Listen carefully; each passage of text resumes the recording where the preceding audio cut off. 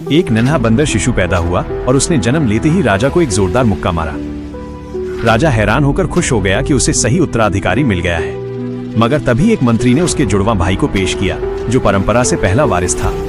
उसी वक्त एक जादूगरनी ने घोषणा की कि ये दूसरा बच्चा एड अशुभ है और अगर उसे जिंदा छोड़ा गया तो झुंड का विनाश हो जाएगा। दबाव में आकर राजा ने एड को मरवाने का आदेश दे दिया। मंत्री ने उसे एक गहरी खाई में फेंक दिया। किस्मत से एड की जान बच गई, मगर भेड़िए ने उसका एक हाथ काट दिया। नीचे एक बूढ़े नाक वाले बंदर ने उसे अपना लिया। समय बीता और एड अब एक बुद्धिमान युवक बन गया। भले ही उसके पास एक ही हाथ था, पर उसकी सोच अद्भुत थी। उसने पत्तों से पंखा, टहनियों से पीने का यंत्र और एक प्राकृतिक गोंद खोज निकाला। एक दिन झुंड के खेल में एड ने अपने गोंद से गेंद निकालकर सबको हैरान कर दिया। तभी मंत्री और जादूगरनी ने देखा कि दोनों भाइयों की पैर की उंगलियां एक जैसी हैं, जो राजा की पहचान थी। उन्हें पता चल गया कि एड मरा नहीं है। उन्होंने राजकुमार एड के भाई को भड़काकर एड को राजा के सामने पेश किया।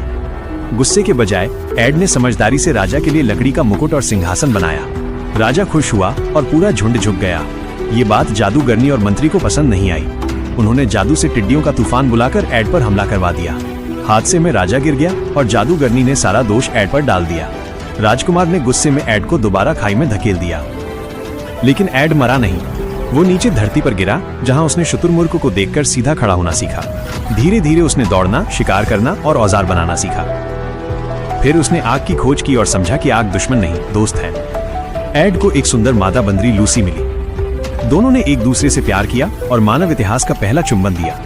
उन्होंने मिलकर आग का इस्तेमाल, शिकार और घर बनाना सीखा, जिससे एक नई सभ्यता की नींव पड़ी। झुंड के अन्य बंदर भी एड को देखकर धरती पर उतरने लगे और उसे अपना नया राजा मान लिया। लूसी गर्भवती हुई और पहला मानव परिवार जन्म लेने वाला था। लेकिन वही पुरानी जादूगरनी फिर लौटी और टिड्डियों का हमला करवाकर उनके गांव को राख कर दिया। अब बंदरों को सच्चाई पता चली कि ये सब राजा और जादूगरनी की साजिश थी। पूरे झुंड ने उन्हें छोड़कर एड के साथ नया जीवन शुरू कर दिया। अंत संदेश: कभी कभी विनाश ही नया जीवन लाता है। जिस दिन इंसान ने आग और प्रेम को पहचाना, उसी दिन वो बंदर से मानव बन गया।